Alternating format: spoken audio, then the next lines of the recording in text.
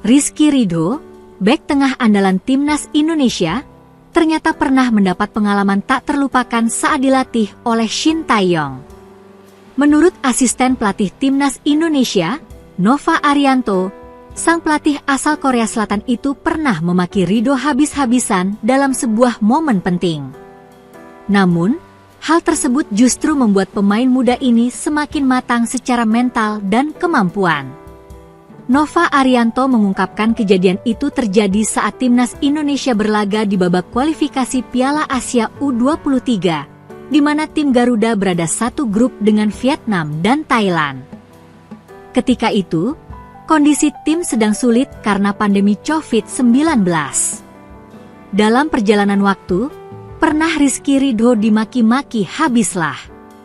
Dimaki-maki habis waktu kita main di pra Piala Asia waktu kita ada COVID di daerah Arab pokoknya. Kata Nova, kami satu grup sama Vietnam, Thailand waktu itu. Ada satu momen di mana seharusnya dia melakukan sesuatu, tapi tidak melakukannya. Itu membuat Coach Shin sangat marah. Ridho dimaki-maki habis di depan tim, tambahnya. Meski mendapat tekanan besar dari pelatih, Rizky Ridho tetap bertahan dan menjadikan momen itu sebagai pelajaran berharga untuk karirnya.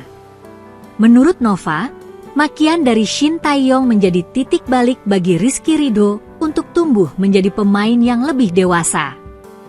Pemain yang kini menjadi kapten Persija Jakarta itu telah menunjukkan konsistensi yang luar biasa di lini belakang timnas Indonesia. Makian itu, menurut saya, justru membuat Ridho lebih dewasa. Secara mental, dia semakin kuat dan mampu menghadapi tekanan di lapangan, terang Nova. Ridho kini dipercaya untuk mengawal lini belakang Garuda bersama para pemain naturalisasi seperti Jai Idzes, Justin Hubner, Jordi Amat, dan Elkan Bagot.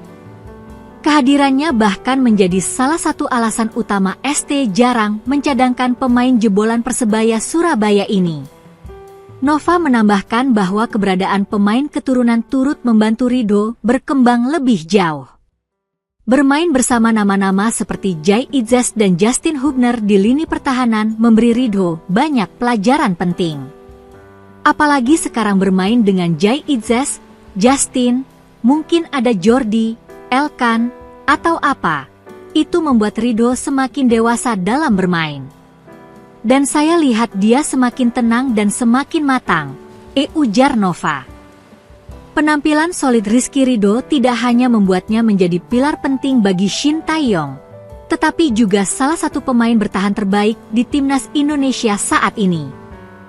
Pengalamannya bersama tim nasional dalam berbagai turnamen menjadi modal besar dalam karirnya yang terus berkembang. Dengan performa yang semakin stabil, Ridho diharapkan terus menjadi andalan lini belakang Garuda, baik di ajang Asian Cup 2024 maupun kualifikasi Piala Dunia 2026. Ketua Umum PSSI, Erick Thohir, memberikan respons usai timnas Indonesia naik 5 peringkat dalam ranking FIFA terbaru. Dikutip dari laman resmi FIFA, timnas Indonesia saat ini berada di ranking 125 setelah pada periode sebelumnya duduk di posisi 130. Timnas Indonesia mendapat tambahan poin sebesar 16,24 usai laga di putaran ketiga kualifikasi Piala Dunia 2026 pada November ini.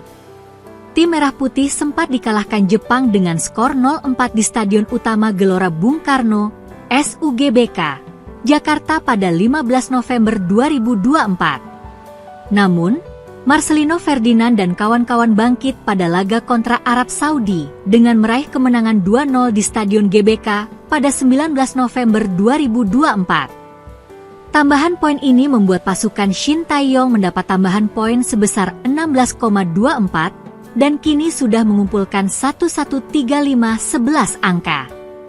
Erick Thohir pun langsung memberikan tanggapan soal kenaikan ranking FIFA melalui akun Instagram pribadinya.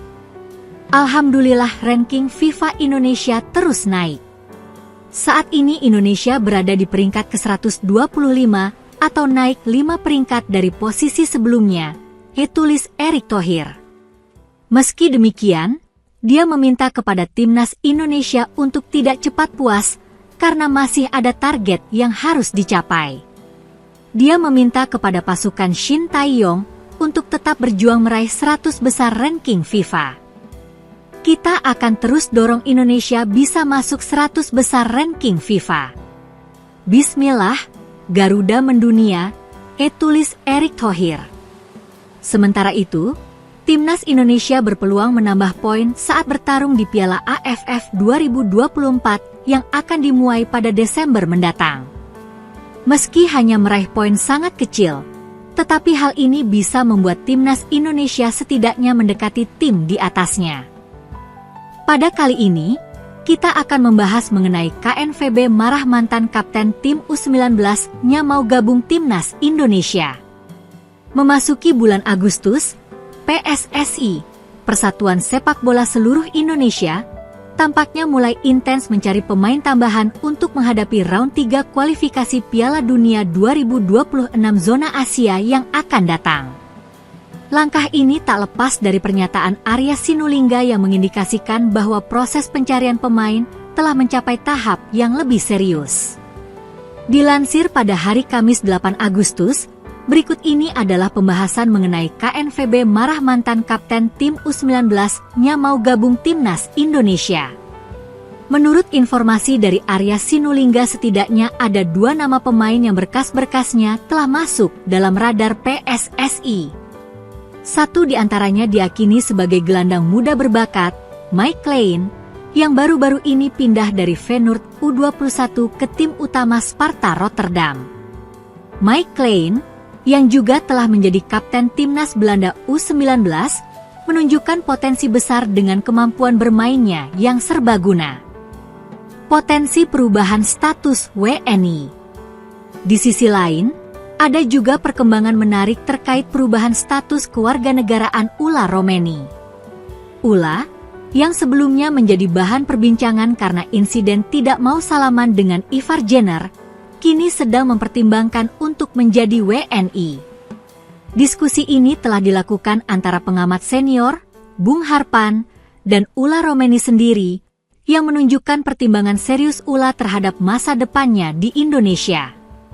Reaksi publik terhadap langkah-langkah PSSI ini bervariasi. Ada yang mendukung upaya mereka untuk meningkatkan kekuatan timnas dengan memperkuat skuad melalui pemain-pemain muda berpotensi seperti Mike Klein. Namun, tidak dapat dihindari pula bahwa ada kekhawatiran terhadap integrasi pemain-pemain asing ke dalam timnas, terutama mengingat posisi strategis seperti yang dipegang oleh Ula Romeni dan Martin Paes. Tantangan menuju round 3. PSSI dihadapkan pada tantangan untuk tidak hanya merekrut pemain dengan kualitas teknis yang baik, tetapi juga yang memiliki komitmen dan adaptasi yang cepat terhadap permainan timnas. Hal ini penting mengingat bahwa round 3 akan melibatkan pertandingan-pertandingan penting melawan lawan-lawan kuat seperti Jepang, Arab Saudi, dan Australia. Secara keseluruhan, langkah PSSI untuk mengakselerasi pencarian pemain tambahan tampaknya mendapat dukungan dari berbagai pihak, meskipun tetap ada tantangan dan pertimbangan yang harus diatasi.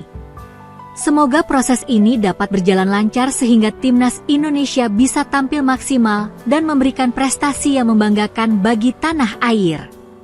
Dengan demikian, peran strategis PSSI dalam memperkuat timnas dan perubahan dinamika personalia dalam tim memberikan cerita menarik dalam perkembangan sepak bola Indonesia di bulan Agustus ini. Itulah tadi penjelasan mengenai KNVB marah mantan kapten tim U19-nya mau gabung timnas Indonesia.